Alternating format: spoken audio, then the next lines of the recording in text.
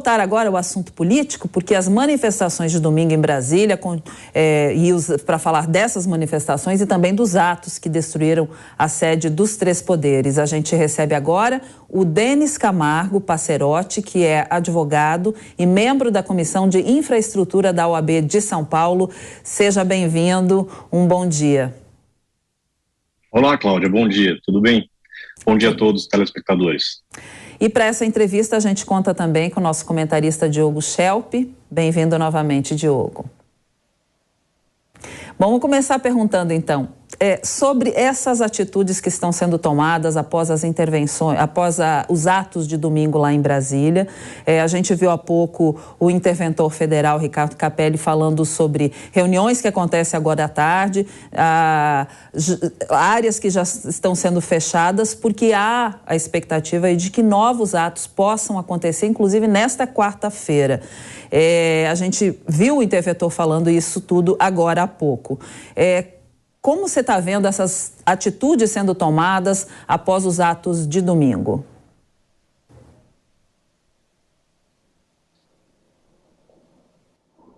Eu acho... Oi, Cláudia. Oi, acho que foi eu, né? Ouvindo? Desculpe. Bom, a intervenção aí, ela se dá justamente com uma necessidade de se estabelecer uma ordem social, né? De se estabelecer uma normalidade, que é o que foi verificado no domingo, tá?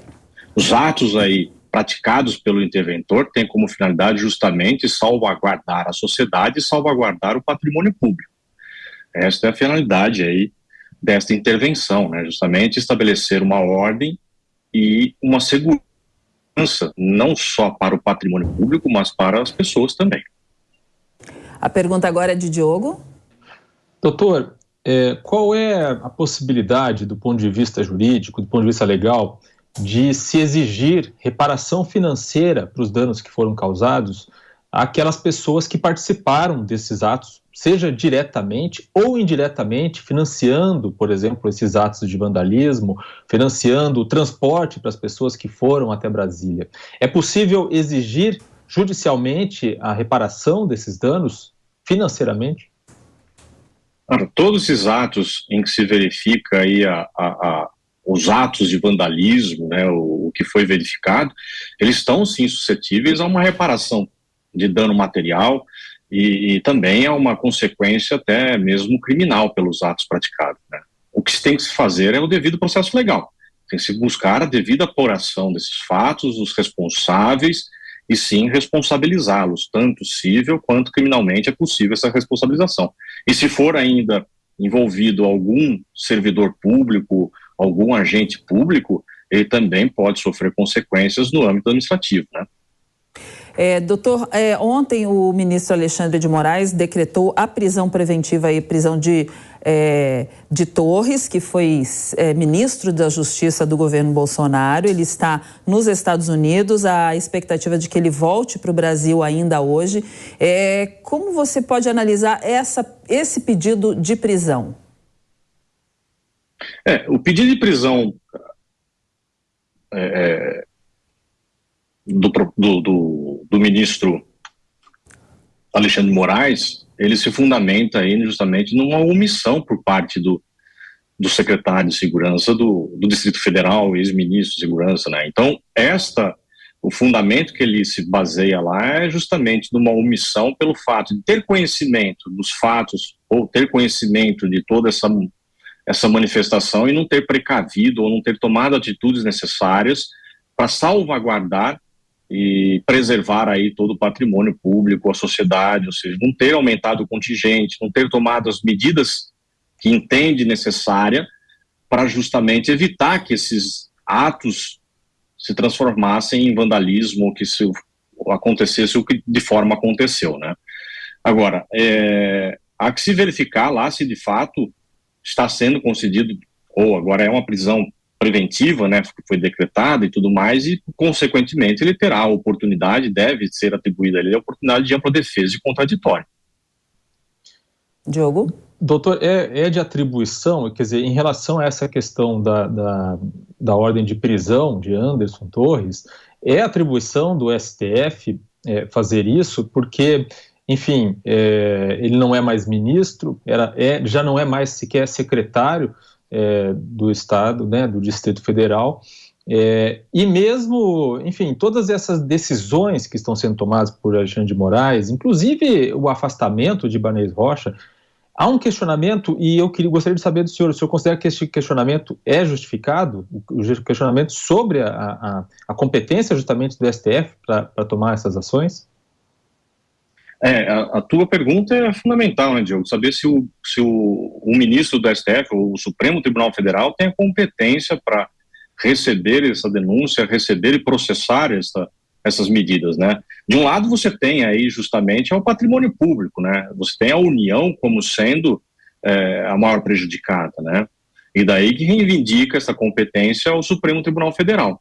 É com esse fundamento que se busca aí atribuir a competência ao STF, na medida em que a parte que sofreu o maior dano é justamente a União, né?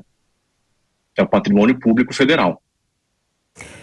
Doutor, ontem houve aí se falou bastante que uma omissão poderia colocar em risco a vida do presidente Lula. Quando se tem essa notícia, quem deve tomar essa atitude? É o STF ou de quem é essa responsabilidade? Veja, de fato, o presidente conta com uma guarda, vamos colocar assim, né, com uma força aí própria de defesa, né? Ele conta com certos agentes, com a Polícia Federal, ou seja, ele conta com uma certa inteligência para a preservação pessoal dele, né? Então, tudo isso daí tem que ser apurado, se de fato houve ou não uma omissão pelo governador do Distrito Federal, pelos seus secretários, pelos seus agentes, na preservação da ordem, na preservação da sociedade, do patrimônio público.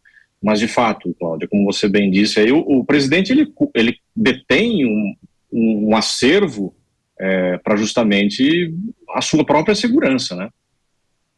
Diogo? Doutor, o Ministério Público de Contas, Ministério Público de Contas da União, fez, né, um pedido ao Tribunal de Contas para pedir o bloqueio dos bens do ex-presidente Jair Bolsonaro, também do governador Ibanez Rocha e do ex-secretário de Segurança Pública e ex-ministro da Justiça Anderson Torres. O senhor vê embasamento para esse pedido de bloqueio de bens dessas três personalidades? Olha, Diogo, a meu ver, o fundamento ali, eu não vejo nenhuma participação direta, ao menos do ex-presidente da República, nos atos aí ocorridos, né? Eu não vejo incitação, eu não vejo de que forma que ele teria participado ou instigado os manifestantes a tomarem tamanha atitude, né? Então, parece um pouco prematuro buscar um bloqueio de bens dessas pessoas sem uma devida apuração dos fatos, sem uma devida responsabilização, né? Parte do pressuposto que todo mundo ali agiu de forma omissa, e de outro lado, parte do pressuposto que o presidente teria incitado os manifestantes à prática desses atos. Pelo que eu tenho visto aí na mídia, não há nenhum ato, nenhum chamamento por parte do ex-presidente para que os manifestantes invadissem os ministérios, invadissem o Congresso, invadissem o Supremo Tribunal Federal. Doutor Denis e Diogo, peço licença um instantinho que a gente vai ao vivo agora para Brasília, porque o repórter Bruno Pinheiro tem informações sobre o ministro Alexandre de Moraes agora. Bruno? Exatamente, Cláudia. Mais uma nova decisão do ministro Alexandre de Moraes, autorizando que sejam removidos os veículos que estiverem sendo usados para interditarem as rodovias, sejam federais ou estaduais, e que as pessoas sejam levadas, sejam detidas em flagrante na hora que estiver ali realizando qualquer impedimento de acessar qualquer órgão, estrutura ou também impedindo esse fluxo de veículos. Então, impedindo essa invasão de órgãos também na capital federal e não aceitando essa tentativa de interditar essas rodovias. Isso vale, de fato, também para avenidas ou a tentativa de invadir edifícios também, para que haja essa autonomia das forças de segurança. E aí, quem de fato querer insistir em invadir ou interditar rodovia, as empresas serão multadas no valor de R$100 mil. Esse valor será estabelecido de R$100 mil a quem não respeitar essa ordem, e no CPF, na pessoa física, será aplicada uma multa de R$20 mil.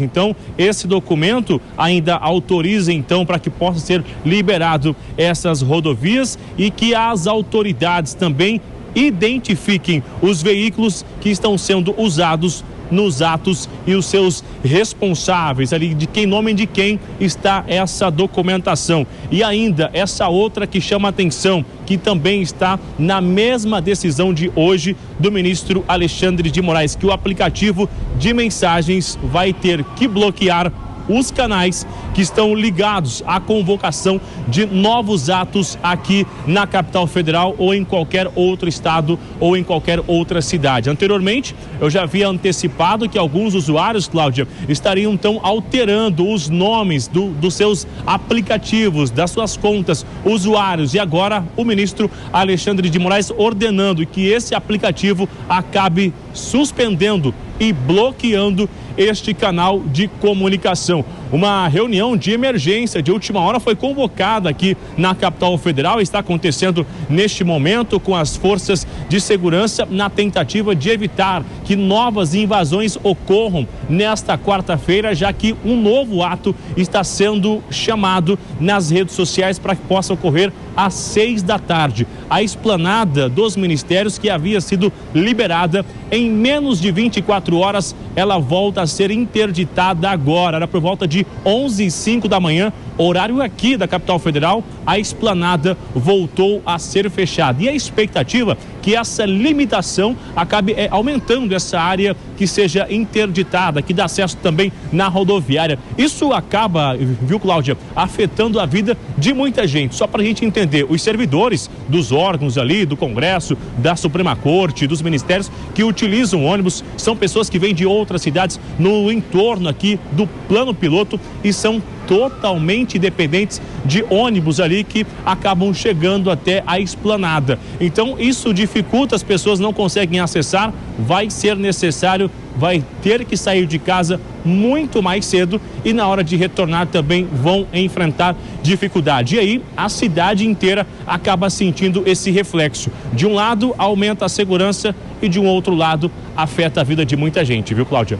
Obrigada, e Bruno, pelas suas informações. Voltamos então com o doutor Denis. A gente acabou de ver essa decisão do ministro Alexandre de Moraes, dando autonomia para que as polícias possam efetuar prisões em flagrante e retirar algum veículo que esteja bloqueando rodovias no Brasil. Como o senhor analisa essa decisão? A Constituição ela garante o direito à liberdade de manifestação, de livre manifestação. Agora, essa liberdade ela não é de fato absoluta, né? Desde que não haja nenhuma contraposição à liberdade também de locomoção, de se locomover, às outras liberdades fundamentais previstas na Constituição, se esses manifestantes estiverem praticando os seus atos ou as manifestações de forma pacífica, de não estarem criando obstáculos à liberdade das demais pessoas, ao direito de outras pessoas, eu não vejo ação criminosa aí por parte de manifestantes, né? A não ser que isso impeça aí a circulação de bens, de pessoas, e isso cause, sim, transtornos, cause prejuízos aos demais, não há necessidade ou não há um fato criminoso a ser imputado a alguém, se não houver, de fato, a verificação desta ocorrência, de algum fator aí contrário a essa liberdade de manifestação de forma pacífica. Muito bem, a gente agradece então ao Denis Camargo Passerotti, que é advogado e membro da Comissão de Infraestrutura da OAB de São Paulo. Muito obrigada pela sua entrevista nesta manhã de quarta-feira. Um bom dia para o senhor. Eu quem agradeço. Bom dia a todos. Diogo Schelp, obrigada por enquanto. O Diogo volta comigo daqui a pouquinho no Fast News, então até daqui a pouco, Diogo. Obrigado, até breve.